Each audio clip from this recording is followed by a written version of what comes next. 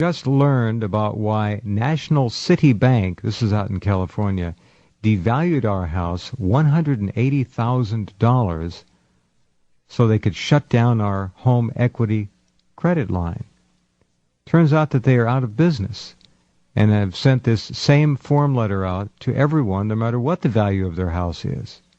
Apparently they devalued everybody's houses to the same amount, no matter what the actual value of the home is. $480,000. And then they said they were freezing the equity line. When we called our appraisal for this area, she said our place has gone down maybe $20,000, but not much more than that. Just got off the phone with our mortgage broker, and she said you can't even get second TDs anymore. No more second mortgages. She got the same form letter from National City Bank, and her place is worth $200,000 more than ours. But they said it had been devalued to $480,000. Just Wells Fargo and one other bank are still doing second mortgage arrangements, and they are extremely picky. Everybody else is shut down. Her advice was just pay minimum payments and put our money elsewhere, paying down other debts, especially credit cards. So it's just not good, Gerald, and we're not even close to being to the end of this tunnel. Well, you had pointed out what Bernanke said about the worst is over. Right. 2 weeks ago, the heads of Lehman and Merrill Lynch and Paulson, the Treasury Secretary, said the same thing. We're closer to the end than at the beginning. And I say to myself, how do they know? They didn't tell us when the beginning happened, and now they're telling us when we're going to see the end. Yeah. Who are these people kidding? Pretty funny.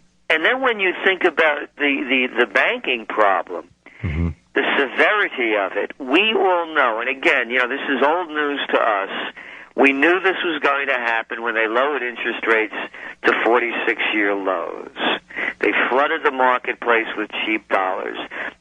In the old days, before they exported our jobs to slave labor countries, banks used to loan money to businesses to help businesses build. Now their primary loaning is in real estate. Well, it doesn't take a genius to figure this one out. They have most of their assets in real estate.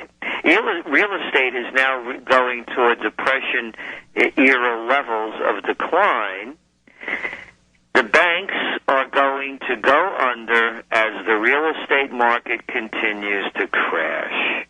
And when you look at these small banks in your local communities, they lose several $1 million.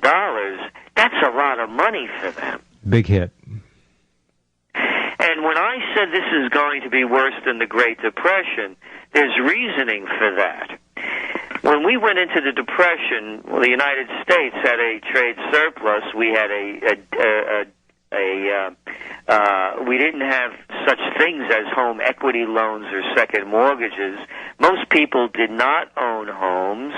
We were we were a creditor, not a debtor nation.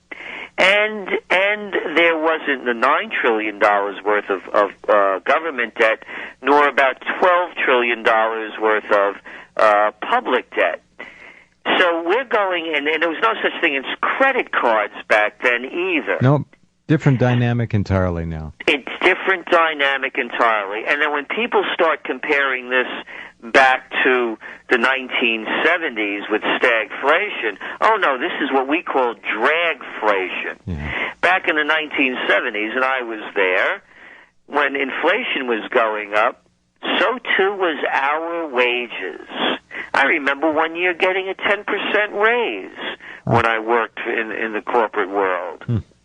So now what's happening? Well, you read that letter from the people at Whale Marts, as I affectionately call them.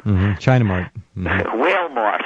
Yeah. They're kind of hefty, the people that go in there, sitting on those things, all true. And traveling around. Too fat even to waddle up and down the aisles. It's disgusting. Got to drive their blubber around. Well, we got to be careful, Gerald. It's not their fault. No, it's not. They have thyroid deficiencies. It's very simple formula. It's eating corporate food. crap in, crap out. You go, and not much crap out. It usually stays and builds up fat deposits. And you folks have got to stop eating meat and dairy and processed foods. Real simple. And the weight will go down, okay? You're responsible for what you see in the mirror. Don't blame it on McDonald's. Stop eating at McDonald's. Stop eating fast food 24 times a month is what the average American does. Don't do it. Is that a fact? It's 24 times? That's what I got. Wow. That's an average fast food, takeout food from Chinese to McDonald's to Taco Bell, whatever. 24 times a month they hit the fast food establishments. Well, and what you mentioned about dairy, people complain about allergies, to have no wheat and dairy. Well, 70% of the public is lactose intolerance. Crohn's disease is dairy generated. You stop. My cousin almost died of it. I said, when she called me, I said, for God's sakes, just do me a favor. Will you please postpone the surgery? Give me 2 weeks. Cut out, how much dairy? Oh, I love my cheese. Stop the dairy. Will you do this for me? Please. She called 2 weeks later. Well, they postponed the surgery now. They say I'm getting better. A month later, I'm much better. 2 months later, gone. Crohn's. Well, the first book that I worked on was in 1986. It was called Natural Healing. My ex-wife was dying of colitis. She was down to 78 pounds. Oh, God. Yeah. So I learned about this back in the late 1970s when it was illegal to get acupuncture. Mm. And you're 100% right. Most of these things have to do with diet. And a lot of them, of course, are and stress and emotional issues as well. Sure. But the major thing is diet. And they talk about universal health care. Well, guess what? I don't want to pay for some parent that's feeding the kid a lot of junk. The kid's going to get type 2 diabetes in no time, and then I have to pay for the surgery besides. Yeah, and when then they amputate this thing. That's right, and then the angioplasty when they're 19.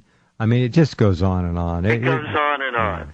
So the opportunities in this kind of a marketplace are going to be there for people that are quick on their feet and have a good plan in what to do and start developing tactics and strategies. It's coming. It's going down. Get into the areas, herbal tinctures, vitamin therapy, vitamin counseling, heal yourself health care.